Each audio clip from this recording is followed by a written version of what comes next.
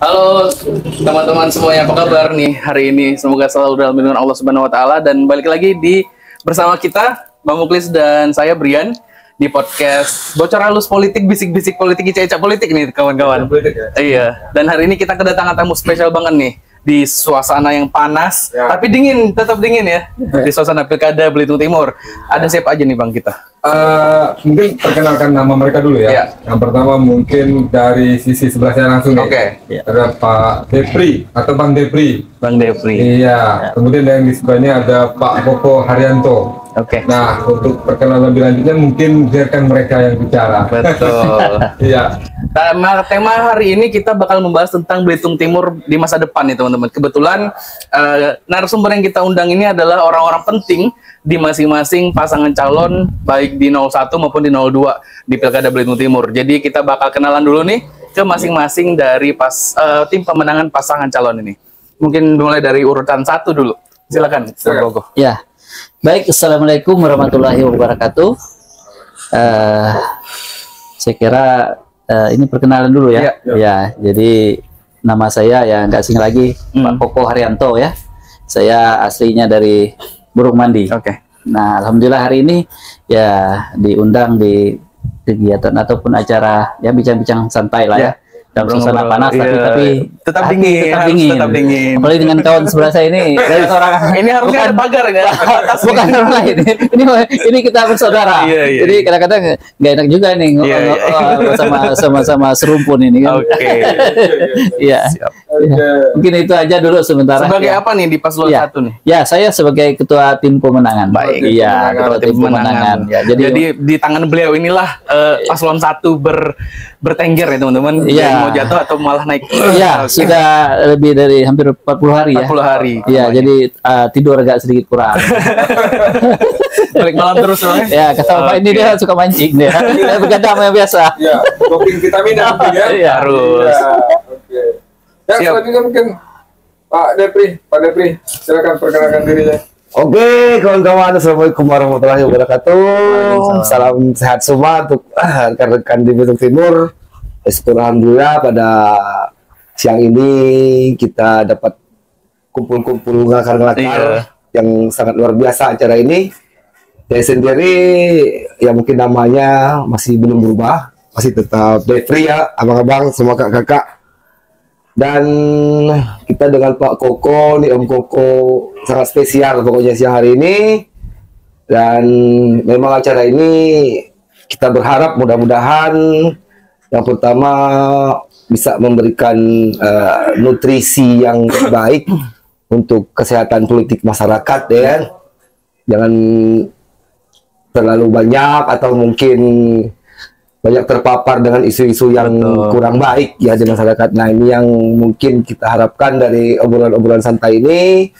Kemudian yang kedua juga seperti yang dibilang Om Koko tadi, ini kita mungkin menjadi dua orang yang sangat yakin bahwa kawan-kawan di 01 dan 02 ini punya hubungan yang sangat baik ya. Mungkin punya hubungan kekeluargaan seperti saya dengan Om Koko ini keluarga yang sangat dekat.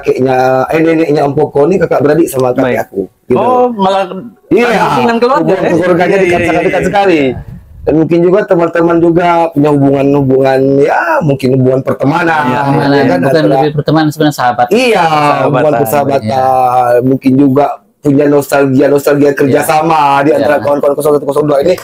Jadi ya itu mudah-mudahan dengan obrolan hari ini kita bisa memberikan nutrisi yang baik lah untuk kesehatan politik masyarakat, ya kan?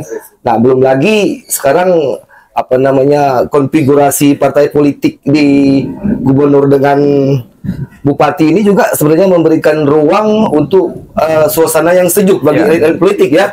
Dimana kalau sekarang misalnya PDI Perjuangan dengan Golkar berada di tempat terpisah, tetapi di gubernurnya di tempat yang sama, gitu kan? Jadi artinya peluang para elit politik untuk memberikan kesejukan di masyarakat itu ya semakin lebar. Itu mungkin yang penting ya. Nah, Pak Depri sendiri posisinya di paslon 2 ini sebagai apa? Ya mungkin hanya petugas kampanye biologis saja. Manajer. Bukan. Kawan-kawan kita ingin mungkin nyampaikan kembali ke kawan-kawan pendengar kita di podcast ini bahwa kita bicara paslon 1, paslon 2 ini sebenarnya berkaitan dengan calon bupati dan wakil bupati Belitung Timur periode yang akan bertarung di tanggal 27 November 2024 ini. Nah, yang mana paslon 1 ini ada Pak Burhanuddin dengan Bang Ali Reza Mahendra. Kemudian di paslon 2-nya ada Bapak Kamarudin Nurtan dengan Pak Hairil Anwar. Mungkin itu biar nanti lebih jelas apa sih bicara paslon 1, paslon 2. Mungkin ada yang belum tahu gitu ya. Nah, ini mungkin kita perjelas lanjut lagi. Dan Bang Muklis, masyarakat pasti penasaran nih, kenapa sih harus berpasangan Ali Reza ini, Aan Ali sama Alfa Hairil? Mungkin dari Bang Koko dulu nih, kenapa mereka ini bisa berpasangan nih, Pak Aan ataupun dengan Bang Ali Reza? Bisa diceritakan latar belakangnya gitu. Ya. Kan PBB ini punya 4 kursi nih teman-teman. Sedangkan Golkar ada 3 kursi. Jadi mungkin kenapa Mas Alinya di wakil atau Pak Aannya di calon bupati gitu? Ya pertama barangkali ya kalau kita melihat dari peta politik yang ada katakanlah berkaitan dengan syarat pencalon itu kan berdasarkan kursi. Nah katakanlah misalnya PBB dapat 4 kursi, kemudian Golkar 3 kursi, tapi tentu itu bukan suatu hal yang mutlak bahwa yang lebih besar itu bisa menjadi bupati ataupun wakil saja gitu kan. Nah ini kan sebenarnya kita berangkat dari bagaimana sosok Ali ya, dan juga posisi Pak Yusril di sini ya berjiwa besar sebenarnya, jiwa besar bagaimana seorang Ali Reza yang usianya 27 tahun. Walaupun memang kita tahu di tingkat nasional dia sudah banyak ya, artinya sudah punya hubungan-hubungan yang baik ya. Nah wajar kadang-kadang kita melihat dia, oh kenapa Alinya nggak nomor 1 gitu kan. Tapi disinilah kita melihat bahwa perlunya regenerasi kepemimpinan dalam posisi bahwa Ali kita pahami sebagai sosok anak muda yang nanti akan meneruskan keberlanjutan pembangunan. Jadi Ali dalam arti ini ya kita sama-sama membangun dia, menyemaikan sebuah bibit ya. Tidak mesti juga dia harus menjadi nomor 1. Tapi seorang Ali ini bukan hanya sekedar ban serep istilah dalam elit mengatakan dalam konteks hubungan antara bupati dan wakil, tetapi dia mampu untuk mengaktualisasikan dan membangun sebuah organisasi kepemimpinan yang jauh lebih baik juga. Nah Ali ini kan sosok yang memang orangnya tidak begitu menggebu-gebu ya. Kalau kita melihat dari style dia, bawaan dia orang yang begitu santun gitu, dan juga memang lebih soft ya, soft gitu kan. Dan memang karakter Pak Yusril yang terlihat soft kalau dalam konteks bagaimana dia melakukan public speaking, itu nampaknya Ali banyak belajar dengan sosok bapaknya. Jadi sehingga kalau kita melihat keberadaan Ali ini ya bukan hanya untuk dalam posisi nomor 2, tapi bagaimana dia menjadi penerus keberlanjutan untuk Belitung Timur di masa yang akan datang. Mungkin itu ya. Dari sisi Pak Burhanuddin sendiri? Ya, kalau dari sisi Pak Burhanuddin kan kita tahu beliau sudah malang melintang lah kalau bicara di dunia persilatan dalam hal pemerintahan, baik secara politik maupun secara kelembagaan. Ya memang beliau punya karakter figur yang sudah kuat lah seperti itu.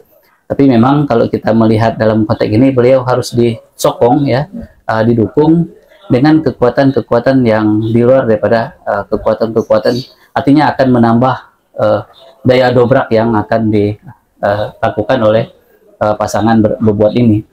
Dalam konteks jauh ke masa depan misalnya kita bicara bagaimana antara hubungan pusat dan daerah itu juga harus diperbaiki. Nah selama ini mungkin kita melihat bahwa ketergantungan kita dengan pemerintah pusat itu sangat tinggi. Ya APBD kita katakanlah lebih 80% ya 700 miliar itu semuanya itu ya dalam kutip ya kita ya bukan cakap jorok, agak ibaratnya masih menyusul lah dengan pemerintahan pusat itu. Jadi kalau kita bicara PAD, sesungguhnya potensi PAD untuk kita dapat lebih banyak itu sebenarnya sangat besar, tetapi peraturan perundangan yang sangat ketat ya, mengatur tentang keuangan daerah itu. Bayangkan kita PAD-nya hanya sekitar 150 miliar, ya, pasti di bawah 200 miliar. Nah, sebenarnya potensinya banyak, tapi kita tidak bisa untuk mengambil secara langsung, karena dia ada nanti ada bagi hasil. Katakanlah kita kaya dengan timah, Ya. kemudian kaya dengan minyak sawit, ya. Nah, perikanan, nah itu tidak masuk ke kas pemerintahan daerah. Nah, inilah barangkali yang harus kita perbaiki dengan konteks Pak Yusril sudah menjadi Menteri Hukum, ya, yang mengkomandoi seluruh sektoral sesungguhnya itu, karena walaupun nanti dia bukan sektor yang berkaitan dengan kelembagaan hukum, tapi dia menjadi orang yang memang harus meng-ACC dalam setiap kebijakan hukum, baik dia bidang politik, hukum, keuangan negara, itu yang harus diperbaiki. Satu hal misalnya soal royalti dari timah, nah itu yang juga menjadi titik persoalan yang ada di Bangka Belitung. Bagaimana dengan kondisi timah yang sekarang ini sedang goyang? Nah, bagaimana dengan kondisi timah yang pada ujung-ujung, kata orang Belitung ini sebenarnya lah buah ujung gitu kan? Artinya buah ujung ini kalau kita terus juga diambil dari pusat, ya kita nggak ada cerita bahwa kita akan dapat lebih banyak lagi. Jadi Nah, bisa pasangan cocok nih untuk kondisi sekarang gitu ya. Iya, jadi kita agak sedikit jauh lah ke sana, mungkin Siap. menduetkan antara Pak An dan Bang Ali ini seperti itu. Nah, satunya nih, paslon 2 ada Komarudin Mutan dengan Pak Haidar Anwar. Iya. Gimana nih ceritanya bisa jodoh mereka berdua nih? Mungkin Bang Lepri bisa Menceritakan latar belakangnya nih. Latar belakangnya seperti apa sih sebenarnya? Iya. Jadi mungkin saya ambil contoh yang dekat aja ya. Jadi seperti saya dengan Om Koko ini kan punya hobi yang sama juga di dunia sepak bola ya. Ya. Jadi kita juga punya nama di lapangan hijau nih. Kalau Om Koko nih kita panggil Koko Burmandio. Koko ya kan? Burmandio. Ya. Jadi saya dan teman-teman itu apa ya? Yang merintis sekolah sepak bola ya kan? Iya. Di Desa Mukubang itu 2022 akhir atau 2021 akhir lah gitu. Nah, Om Koko tahun ini ya Om Koko ya. Iya. Nah, Om Koko tahun ini ya. Nah, di situ ini saya ambil sebuah potret kecil saja gitu. Potret kecil bahwa untuk kita melakukan perubahan yang progresif ya. Sederhananya tentu pertama kita punya niat ya kan. Dengan niat nanti kita tentu punya waktu ya kan. Dan kemudian kita punya tujuan. Nah, ini saya ambil potret ini ya Pak Afa dengan Pak Hairil itu juga mirip seperti itu gitu. Ya kan? Nah, jadi sederhananya ya seperti itu tadi, untuk kita mau melakukan perubahan-perubahan yang progresif di tingkat masyarakat itu ya tentu modal awalnya tentu harus punya niat ya kan, kemudian punya tujuan gitu ya. Nah, yang mulanya anak-anak mungkin tidak terbiasa bermain bola jadi bermain bola gitu kan, yang awalnya mungkin main bolanya sama-sama mereka, kemudian di situ dibina dan akhirnya mereka bisa merasakan kompetisi dan akhirnya bisa punya prestasi gitu. Nah, itu kan artinya perubahan progresif dalam potret yang sederhana. Nah, Pak Afa ini kan juga tipikalnya orang seperti itu gitu ya. Dulu kan pada tahun 2015 setelah Prop tahun 2014 ya. Nah, itu kan beliau sudah mendapatkan tawaran lah begitu kan untuk mencalonkan diri sebagai bupati oleh ya salah seorang petinggi partai politik juga pada saat itu ya. Nah, namun beliau menganggap bahwa beliau belum punya kesiapan yang secara pribadi untuk apa namanya terjun total untuk pengabdian kepada masyarakat. Mungkin di keluarga anak-anak mungkin masih kuliah dan seterusnya gitu ya. Nah, Pertimbangan iya pertimbangan begitu. Nah, sehingga akhirnya saat ini beliau merasakan dan menganggap bahwa PR-PR beliau secara pribadinya sudah selesai gitu ya. Oleh karena itu ya beliau menyatakan diri bahwa ini adalah waktu yang sudah tepat gitu untuk beliau tadi terjun dan ingin membuat perubahan-perubahan yang progresif itu gitu ya. Nah, itu sebenarnya latar belakang mendasar kenapa beliau hadir pada saat ini ya kan.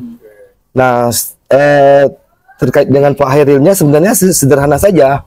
mereka ini dua tokoh, dua sahabat yang silaturahminya tidak pernah putus gitu aja, ya kan? Tidak pernah putus selama ini, selalu berhubungan baik sehingga menimbulkan ya rasa kecocokan gitu kan. Nah, jadi proses bersandingnya mereka berdua ini akhirnya tidak menempuh banyak gelombang dan lain-lain sebagainya, datar-datar saja. Karena itu tadi mungkin di antara mereka sudah merasakan menemukan chemistry saja. Nah, itu sederhananya sebenarnya kenapa Pak akhirnya berpasangan dengan Pak Hairil. Ya. Dengan background yang unik juga, bangnya seorang pebisnis dan juga seorang birokrat. Jadi mungkin pasangannya cocok untuk ekonomi sekarang. Ya, untuk berbicara kelanjutannya gitu ya. Kalau tadi kita cerita latar belakangnya seperti apa sehingga bisa berpasangan gitu kan. Dan yang menariknya sebenarnya pemerintah Pak Burhanuddin dengan Pak Hairil ini masih berstatus petahana.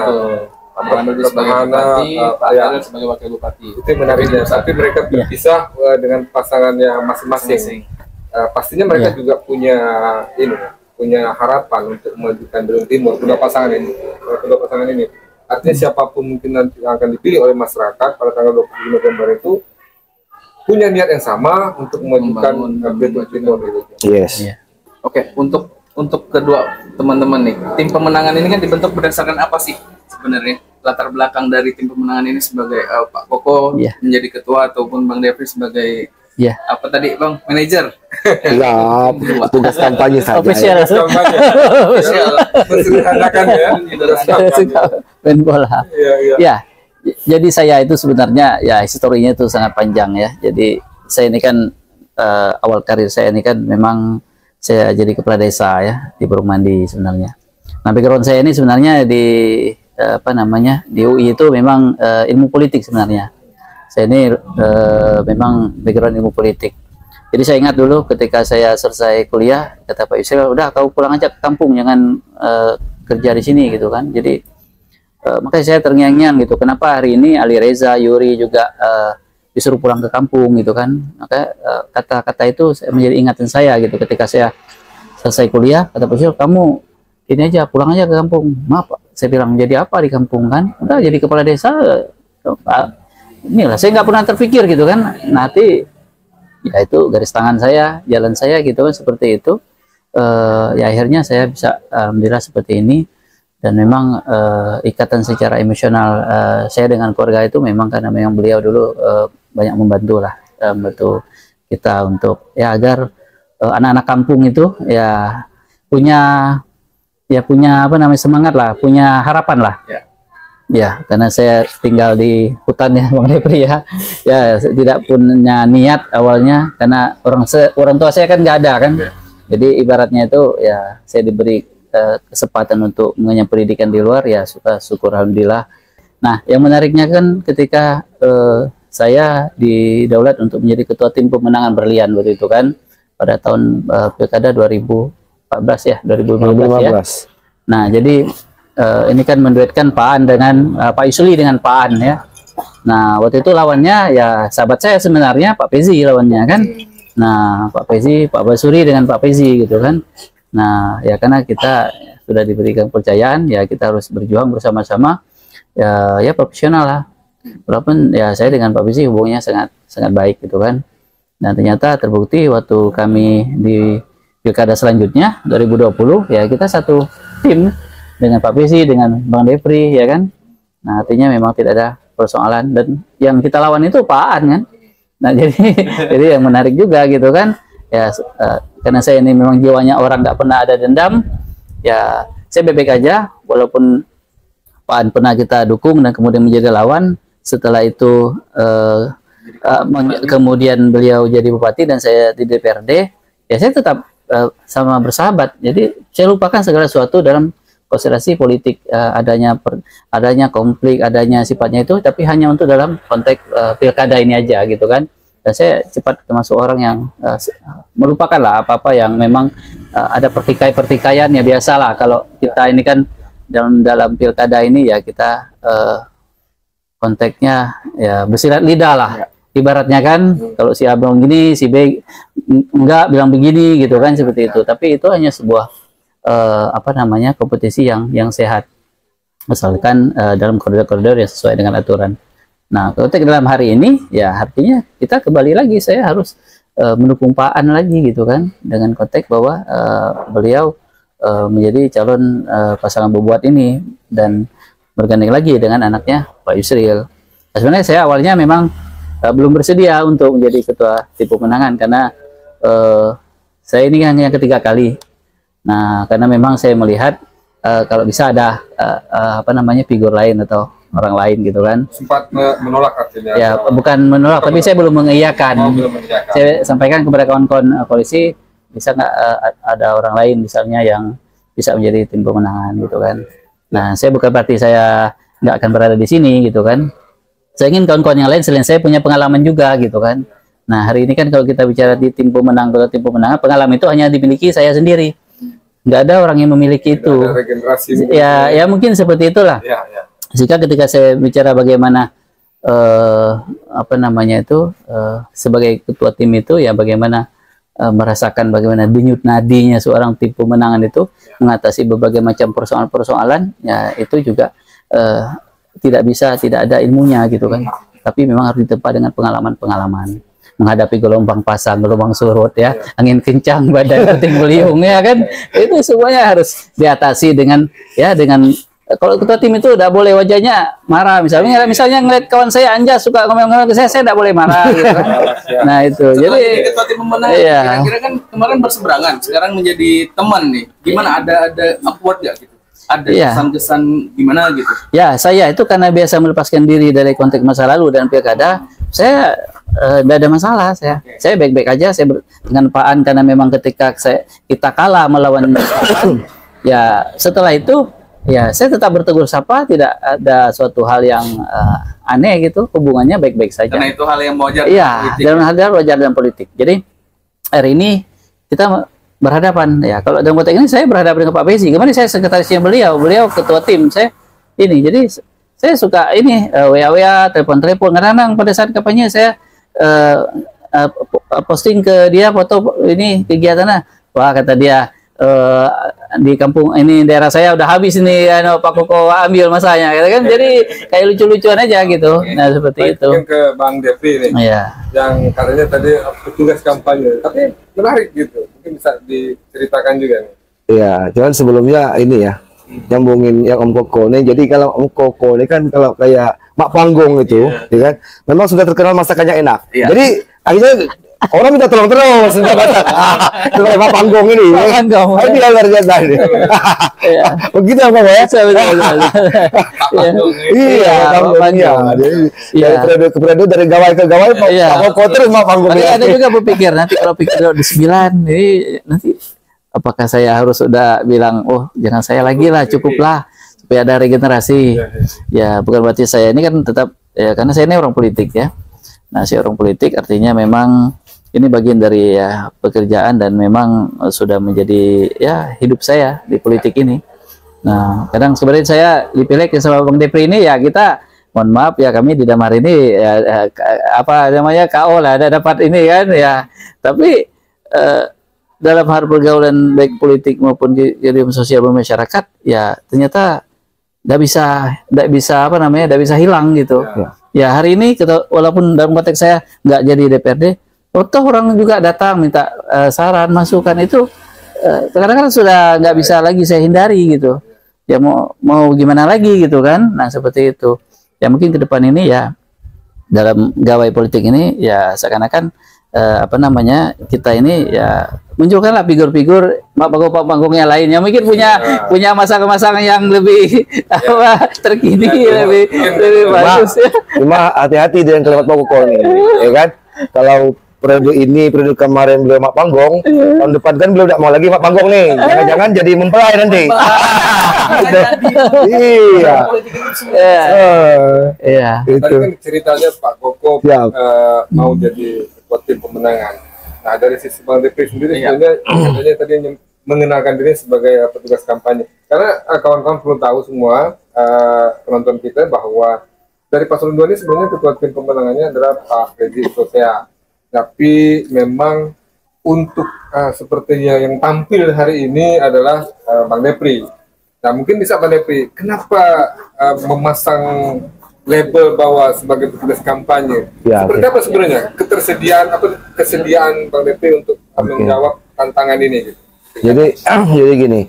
Jadi kalau di tim pemenangan memang tim pemenangan kita itu yang diketuai Pak Pezi itu banyak terdiri dari kawan-kawan di partai koalisi ya menyeluruh. Nah untuk petugas kampanye ini lebih khususnya kita ini diberikan semacam tanggung jawab lah gitu untuk bagaimana memenangkan masyarakat. Gitu. Jadi bukan bertanggung jawab atau bertugas untuk meraih kemenangan untuk kita, tidak. Itu urusan nomor sekian. Tapi yang menjadi apa namanya tuh mindsetnya adalah bagaimana kita memenangkan masyarakat, gitu ya. Misalnya di sebelum masa kampanye kemarin kita adakan deklarasinya bagaimana kita berusaha untuk mengajak masyarakat apa namanya bersama-sama begitu ya, kemudian memberikan kemenangan kepada mereka dengan hadiahnya yang adil semuanya di setiap kecamatan gitu ya, dengan pelaksanaannya yang ya kita usahakan yang terbaik yang bisa masyarakat merasa menang gitu. Nah seperti itu. Nah begitu juga ketika sudah masuk masa kampanye gitu. Kita lebih memperbanyak bagaimana mereka bisa berdialog gitu untuk menyampaikan saran, pertanyaan dan lain-lain sebagainya. Nah ini dalam rangka untuk memenangkan masyarakat karena ujung-ujung akhirnya kan kita ini semuanya untuk masyarakat gitu. Nah itu yang sebagai petugas kampanye kita harus bisa meramu hal-hal seperti itu. Kemudian bagaimana mengajak masyarakat itu untuk selalu riang gembira gitu kan.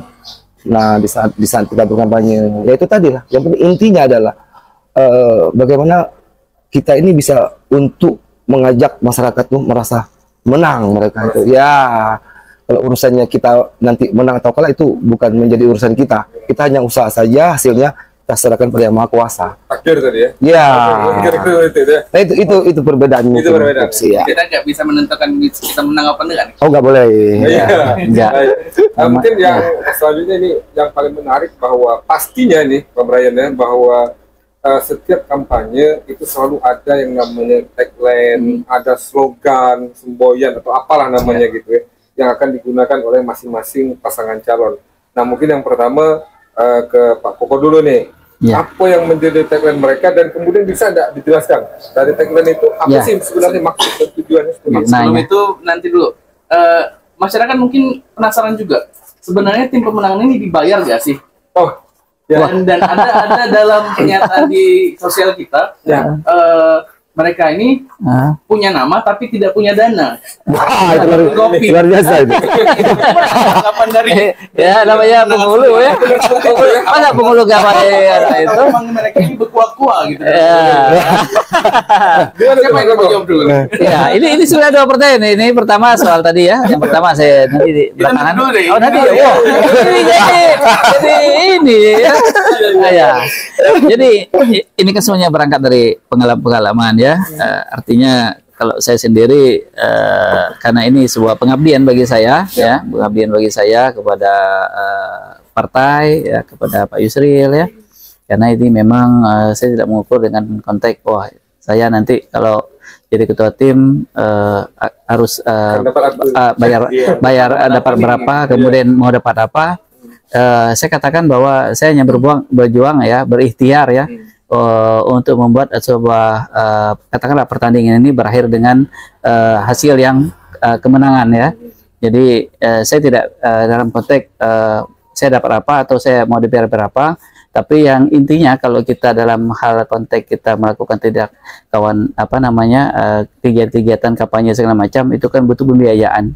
Nah itu sudah menjadi kos politik yang memang tidak bisa dihindari ya, tidak bisa dihindari. Kalau jujur kalau bicara saya kalau jadi ketua tim itu istilahnya berapa sih dapatnya, itu tidak ada bicara seperti itu. Tapi kalau untuk operasional itu menjadi bagian dari kos politik. Nah seperti itu.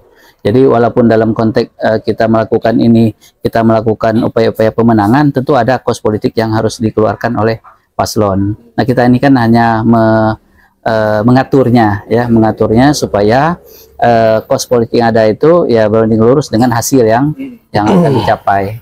Nah, tentu dengan koridor-koridor dan aturan-aturan yang memang melekat dalam undang-undang pilkada. Artinya kan memang kalau kita bicara tentang kos itu kan nanti ada yang namanya dana kampanye yang harus dipertanggungjawabkan ke KPU dan nanti akan diaudit oleh kantor akuntan publik ya. Nah, itu semuanya ada budget-budget yang memang ditentukan. Jadi tidak bisa serta-merta kita mengeluarkan itu di luar daripada budget-budget yang memang telah ditentukan. Karena kita dana kampanye itu telah disepakati di awal ketika kita melakukan kampanye di hadapan KPU. Jadi sehingga angka-angkanya sudah terlihat. Nah, artinya kalau dana kampanye ini sifatnya ya relatif lah seperti itu ya. Artinya ketika kita mengumpulkan orang, ya udah pasti kita harus siapkan makanan, minuman, ya kan? Kawan-kawan yang katakanlah untuk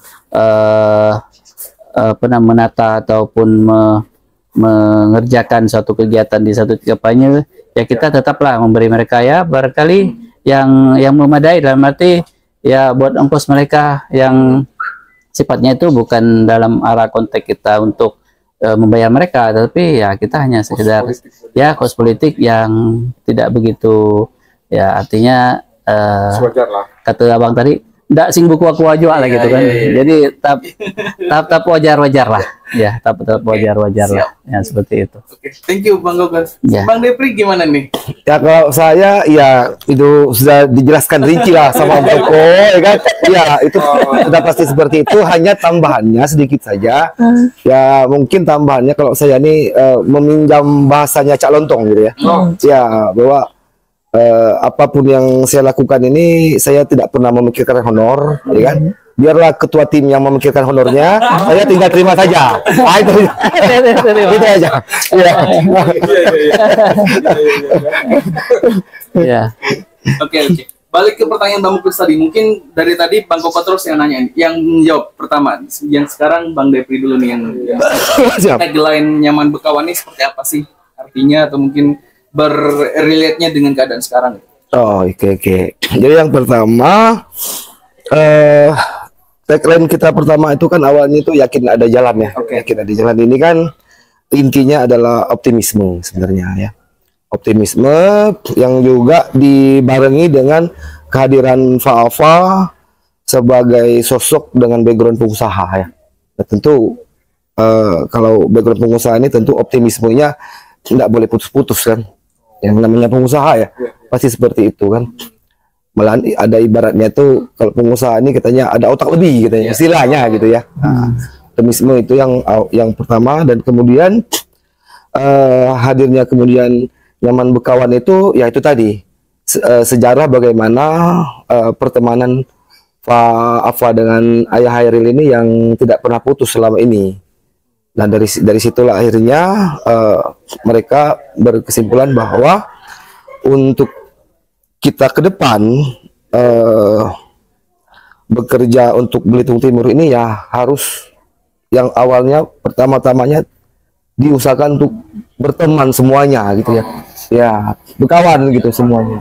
Baru kemudian setelah itu peluang untuk kita bisa melaksanakan program-program dan lain sebagainya itu baru akan terbuka lebar saat kita sudah mampu merangkul dan berteman dengan semua pihak di Belitung Timur ini. Itu filosofinya sebenarnya. Iya ya. Tidak kerja sendiri lah. Iya.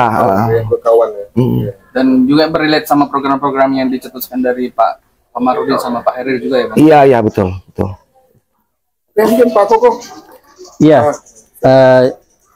Jadi kalau kita di pasangan Pak Aan dan Bang Ali ini ya membuat tagline bebuat ya. Bebuat itu kita launching dan memang sangat filosofis juga sebenarnya, karena memang apa yang telah dilakukan Pak Aan ini sudah malang melintang sebetulnya dengan apa namanya mengeluarkan pikirannya dan segala macam yang pernah dia gariskan sejak Belitung Timur bahkan berdiri gitu kan. Nah itu melalui perjuangan yang sangat panjang. Jadi apa yang dia lakukan hari ini dengan tagline bebuat ya memang sebenarnya perjalanan yang cukup panjang untuk sosok seorang Aan gitu kan. Nah dia pernah jadi anggota DPRD, kemudian kepala dinas, wakil bupati dan organisasi kepemudaan yang saya kira hidup dia di didedikasikanlah untuk bagaimana dia melakukan upaya-upaya perbaikan-perbaikan.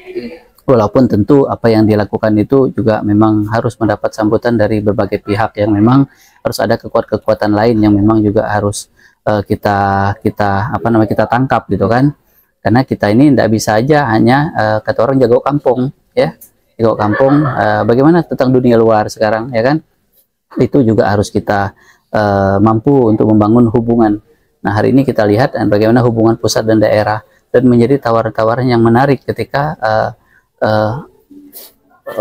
sistem kepemerintahan sekarang gitu kan, sistem kepartaian ataupun sistem yang memang telah dibangun melalui Pak Jokowi kemudian Pak Prabowo, karena itu juga harus membangun chemistry yang baik juga antara pusat dan daerah. Nah, itu kadang-kadang kita juga harus mampu bagaimana misalnya pembangunan itu bukan hanya dilakukan melalui dana APBD, tapi bagaimana bisa diintervensi melalui APBN gitu kan, melalui apa? Melalui dana-dana DAK misalnya.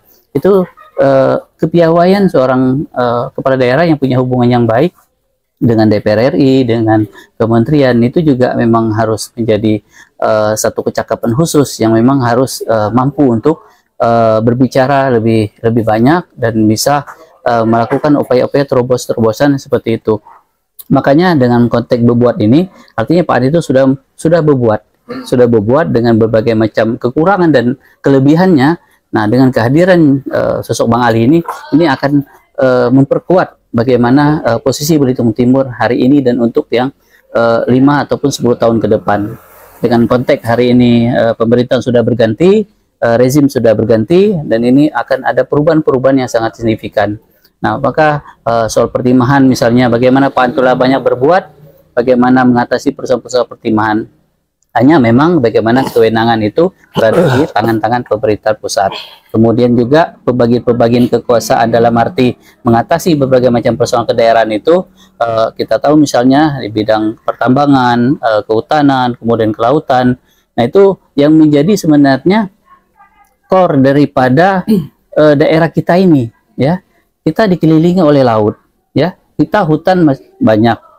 Nah, kemudian kita daerah pertambangan. Tapi bagaimana dengan 3 sektor itu ketika pemerintahan pusat itu tidak ada intervensinya di situ? Maka kita akan seperti daerah yang punya potensi, tetapi kita tidak mampu untuk menggali potensi itu ketika pemerintah pusat tidak ikut campur di dalam itu. Bagaimana misalnya dengan blok tambang timah yang ada di laut? Nah, ini kan ke depan ini masih tanjakannya besar ke depan ini.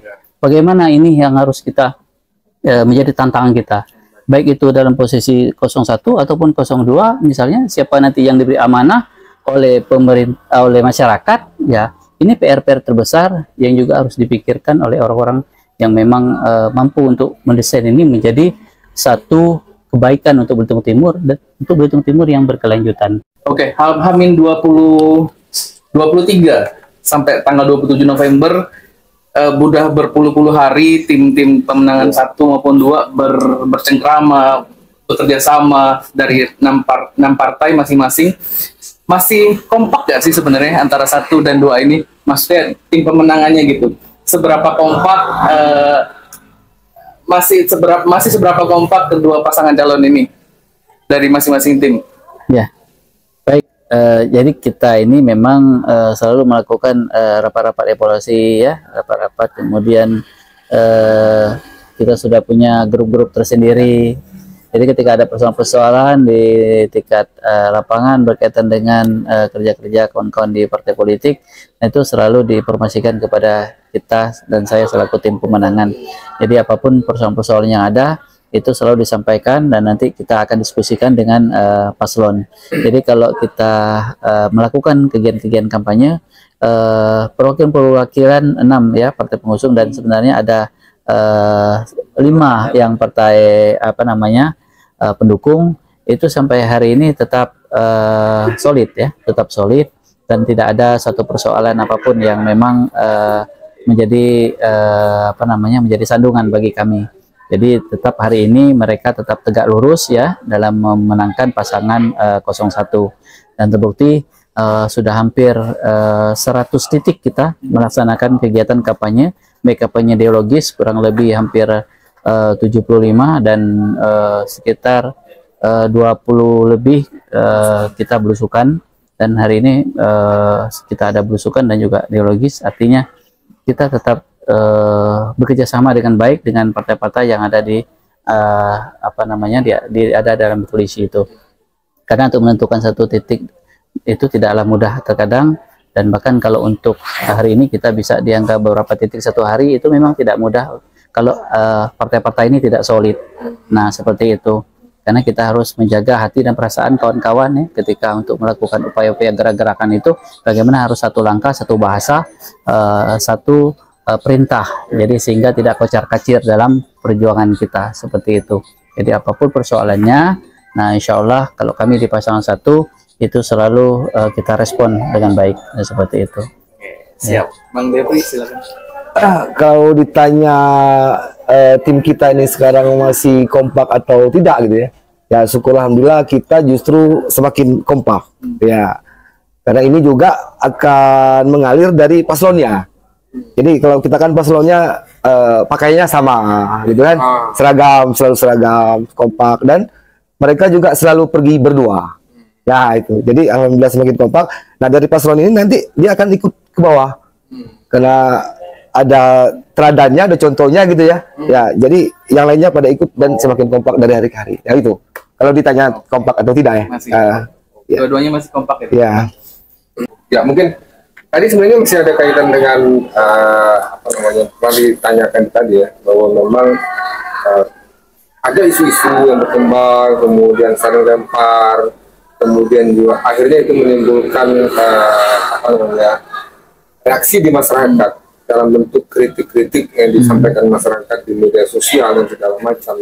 Nah mungkin dari paslon 2 dulu nih, bagaimana paslon 2 menyikapi adanya kritikan masyarakat yang muncul selama masa kampanye sudah berlangsung sekian waktu ini? Terutama di media sosial ya. Terutama di media sosial ya. Perkembangannya sangat parah. Iya. Jadi kalau kita tentunya kritik itu pasti ada ya. Kritik pasti ada, namun kita tetap berdiri pada pondasi bahwa ini kan bercerita tentang bagaimana harapan masyarakat terhadap paslon, ya kan? Bagaimana harapan masyarakat terhadap paslon. Nah, tentunya harapan ini kan adalah tergantung dengan figur, kemudian rekam jejaknya, ya kan? Dan program-program ke depan, gitu.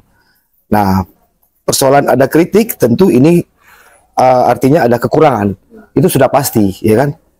Itu sudah pasti. Nah, tinggal bagaimana masyarakat mengharapkan sosok pimpinan yang bagaimana, gitu kan? Nah, kita hadir ini kan menawarkan figurnya seperti ini, rekam jejaknya seperti ini, dan program-programnya seperti ini, gitu ya. Nah, dan kita sudah merumuskan program-program yang akan dilaksanakan ini adalah program-program yang sangat berpihak dan relevan dengan keadaan masyarakat sekarang gitu. Jadi ya bagaimana masyarakat menilai gitu. Kemudian kalau masyarakat menganggap ternyata paslon ini lebih banyak kekurangannya daripada kelebihannya, berarti masyarakat tidak akan memilih mereka gitu kan. Tapi di saat masyarakat ternyata melihat paslon 02 ini dari figur, dari rekam jejak serta programnya mereka anggap ini lebih banyak kelebihan, ya tentu mereka akan memilih paslon 02. Jadi kita tetap fokus di situ saja. Itu ya. Jadi kalau berkaitan dengan saran masukan masyarakat melalui media sosial, yaitu sebenarnya nutrisi bagi kita ya, untuk kita bagaimana menunjukkan kalaupun itu menjadi sebuah kritik. Nah, itu tentu kita menunjukkan fakta-faktanya. Ya, fakta-faktanya seperti ini. Ketika informasi yang diterima oleh masyarakat sepotong-sepotong, nah kita tunjukkan bahwa ini loh buktinya, seperti itu. Ketika orang mengatakan, oh Pak An ini tidak ada gawainya, oh Pak An ini segala macam lah, kita tunjukkan bahwa ini kerja daripada pertahanan, gitu kan, seperti itu. Jadi ya biarkanlah masyarakat ketika kita sudah memberikan sesuatu yang lengkap, yang pas, nah mereka akan berpikir, oh ya ternyata Pak An sudah melakukan pekerjaannya. Nah, ketika kita di hadapan peserta kampanye, kita tanyakan bagaimana pelayanan kesehatannya, ibu-ibu punya nggak BPJS-nya? Ternyata mereka rata-rata 90% menjawab mereka sudah punya dan hampir tidak menyatakan bahwa ada masalah. Kalaupun ada masalah yaitu sifatnya itu case ya, case kasus tertentu. Tapi secara umum yang kami tanyakan dari 100 titik yang kami berkampanye, ya rata-rata baik-baik saja tentang hal-hal itu seperti itu. Seperti kayak pelayanan kesehatan, rumah sakit, memang betul pernah ada alat yang rusak. Tapi setelah dikonfirmasi, ternyata alat itu hanya rusak sebentar dan kemudian sudah berfungsi normal kembali. Nah, artinya ini kan hanya sebagai satu kritik, saran ataupun dari masyarakat yang kita tunjukkan bahwa kebenarannya ini loh seperti ini. Nah, terjadi mereka paham kan bahwa apa yang diisukan apa segala macam itu bukan tidak benar tapi kurang tepat gitu kan, kurang mendapatkan info yang sesungguhnya seperti itu. Maka inilah yang kita sampaikan kepada publik, ya kita menunjukkan bahwa Pak An ini sebenarnya sudah bekerja dengan maksimal, di mana dengan 3 tahun beliau tiga setengah tahun jadi bupati ini, bayangkan 2 tahun itu kita mengalami yang namanya COVID dan tentu banyak sekali kekurangannya seperti itu, dan kita memang fokus bagaimana menyelamatkan nyawa daripada masyarakat kita. Alhamdulillah COVID bisa ditangani dengan baik dan bahkan mendapatkan penghargaan penanganan COVID yang terbaik di Indonesia ini karena tingkat pemberian vaksin yang juga tertinggi di Indonesia seperti itu. Jadi itulah sebenarnya kerja-kerja yang memang tidak bisa terlihat secara fisik, tetapi secara pengorganisiran ya ternyata dari tata kelola pengelolaannya itu Belitung Timur tetap dalam kondisi yang stabil seperti itu. Tapi saya dapat bocoran nih Bang Koko dari orang dalam lah, namanya juga bisik-bisik politik teman-teman. Alat di rumah sakit itu memang udah rusak dan sekarang udah bisa, tapi cuma satu. Dan alat itu ada 2 sebenarnya, dan satunya itu rusak. Dan gimana itu kan untuk melayani keluar ribu masyarakat. Jadi pasti itu terganggu itu sih. Untuk pelayanan sebenarnya. Itu kan semuanya kemarin ada pihak dari rumah sakit sudah mengklarifikasi hal-hal demikian itu ya. Hari ini kan masyarakat tetap terlayani, intinya terlayani dan bahkan ada penambahan kayak hemodialisis sudah ada, kemudian kemarin itu alat terapi dengan sinar X juga sudah ada, bentuk ronsen juga sudah ada. Jadi dengan kualitas tipe masyarakat, tipe rumah sakit yang kecil, ya memang begitulah kekuatannya tipenya. Makanya ini karena ini rumah sakit kepulauan, di mana ada satu rumah sakit rujukan di Tanjung Pandan. Jadi kalau kita bicara orang akan ke Tanjung Pandan, ya memang disitulah rumah sakit rujukannya, dan dia diberikan hanya satu di kabupaten. Dan satu di kepulauan, itu rumah sakit rujukannya di rumah sakit Masidi Yudono. Begitu juga di Pulau Bangka, hanya satu rumah sakit yang rujukan yang tipenya lebih tinggi dari tipe rumah sakit kita, itu rumah sakit Soekarno. Jadi dia ada aturan untuk hal-hal seperti itu.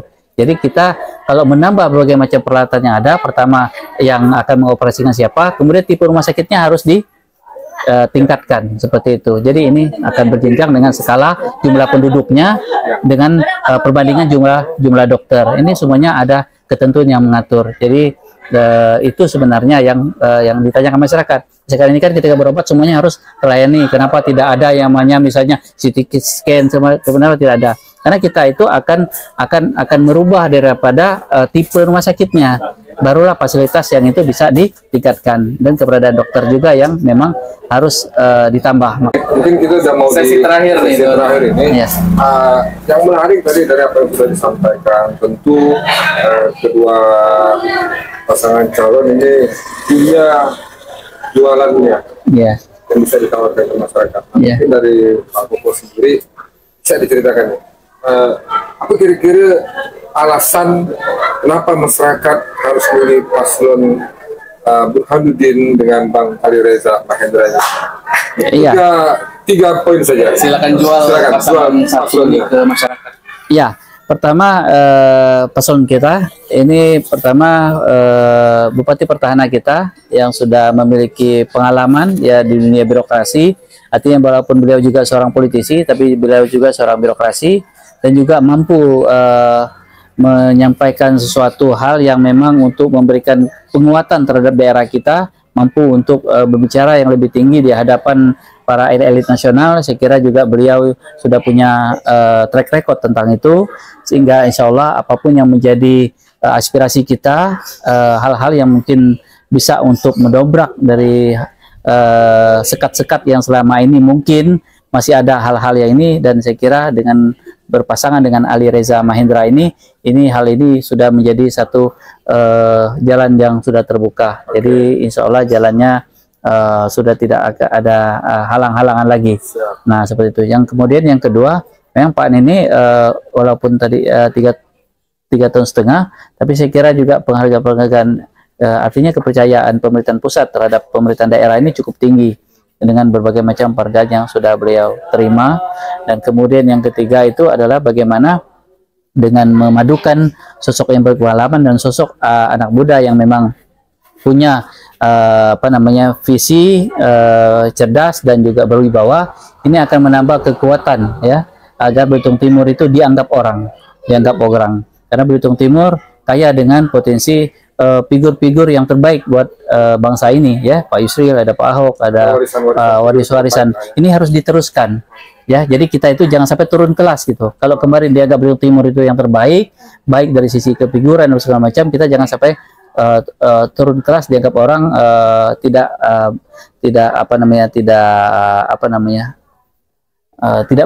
bangga gitu dengan sebuah yang namanya Belitung Timur. Makanya kita harus isi dengan sosok-sosok orang yang memang betul-betul nanti ke depan ini akan membanggakan Belitung Timur. Nah seperti itu. Jadi saya kira itu yang menjadi tawar-tawaran kami di di 01 ya, mungkin seperti itu. Siap. Jadi ada tiga hal ini ya, 3 poin ya. Mungkin kalau 3 poin ya saya ambil kayak tadi juga, bahwa yang pertama adalah figur ya. Kenapa alasan masyarakat harus memilih paslon 02 ya. Pertama, figur ini kan figur Pak Alfa kan figur pengusaha yang selalu berjalan dengan optimismenya, dan ini sangat tepat dengan kondisi kita saat ini gitu ya. Kemudian dengan jaringan usahanya ini tentu nanti mereka pengen perubahan-perubahan yang progresif tadi, terutama dalam bidang ekonomi, dan arah mereka ini adalah ke industrialisasi ya. Jadi lebih ke industrialisasi dibandingkan dengan pengelolaan usaha-usaha ekstraktif tentang sumber daya alam, karena memang sudah banyak kalau usaha sumber daya alam ya di Belitung Timur ini. Jadi misalnya dimulai dari pelabuhan, kemudian pabrik semen curahnya gitu ya. Nah dan seterusnya ya, arahnya ke industrialisasi. Ini yang poin figurnya Fafa dengan karakter pengusaha yang selalu optimis ya. Itu yang pertama. Kemudian dari sisi wakilnya ya, kita mungkin masyarakat juga sudah kenal dengan Pak Hel, orangnya yang kocak, yang dekat dengan masyarakat gitu. Nah ini sepasang figur yang kami pikir dan masyarakat Belitung Timur juga mungkin menilainya ini 2 pasangan yang serasi lah begitu ya. Itu dari sisi figur. Kemudian dari sisi rekam jejak, nah kita juga tahu kalau Fafa ini rekam jejaknya adalah rekam jejak pengabdian gitu ya. Dengan kondisi PR pribadinya sudah tidak ada lagi ya kan. Nah beliau totalitas untuk pengabdian gitu ya. Seperti misalnya dulu beliau sebagai ketua KONI itu kan jelas-jelas apa yang beliau lakukan itu adalah dari sisi pengabdiannya lebih menonjol. Nah itu ya, kemudian Pak Hairil juga rekam jejaknya tentu pengalaman beliau sebagai camat dan sebagai wakil bupati gitu ya. Nah itu yang kedua. Kemudian yang ketiga tentu tadi berkaitan dengan program. Nah program yang mereka susun ini program yang memang bottom up kemarinnya ya, juga didukung oleh adanya program kemarin surat saran ya kan, ribuan saran yang masuk ke Fafa ini. Nah itu kemudian diakomodir untuk dijadikan program, sehingga program-program yang dihasilkan sekarang itu adalah program-program yang berpihak dan konkret gitu, untuk masyarakat. Nah mungkin 3 hal itu yang bisa menjadi alasan kenapa masyarakat Belitung Timur harus memilih paslon 02 ya. Baik, Bang Brian melakukan closing statement ini pastinya dibuat para penonton podcast gitu ya. Untuk Pilkada Belitung Timur ini pastinya ini ya, kalau ada cerita-cerita di media sosial maupun jaringan-jaringan WhatsApp gitu ya. Yang pastinya bupati kita hari ini pasti orang Kamtip. Pasti orang Kamtip. Orang Kamtip. Dan katanya sama-sama Udin katanya gitu ya. Dan kebetulan hari ini juga dua tamu kita ini sama-sama orang Damar. Iya. Kecamatan Damar. Dan ternyata mereka juga berkeluarga. Jadi banyak sekali kesamaan.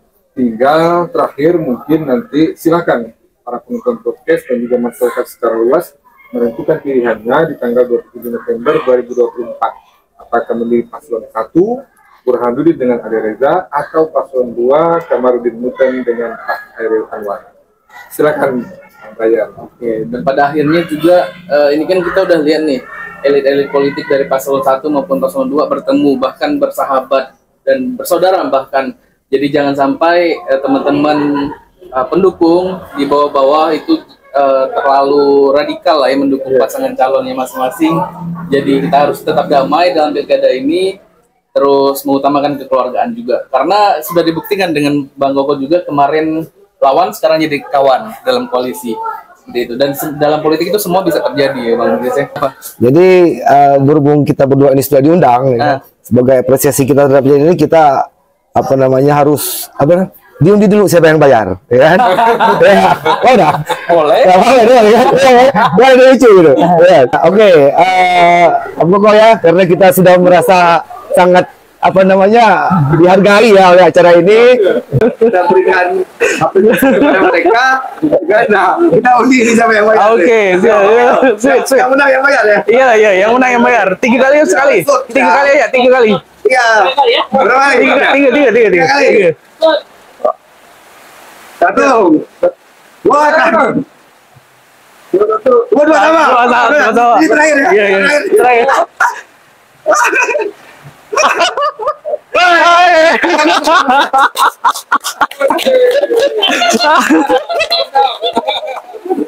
Jadi Pak Koko yang bayar hari ini teman-teman. Oke teman-teman, terima kasih sudah menonton di podcast Bocor Halus Politik pada hari ini dan sampai jumpa.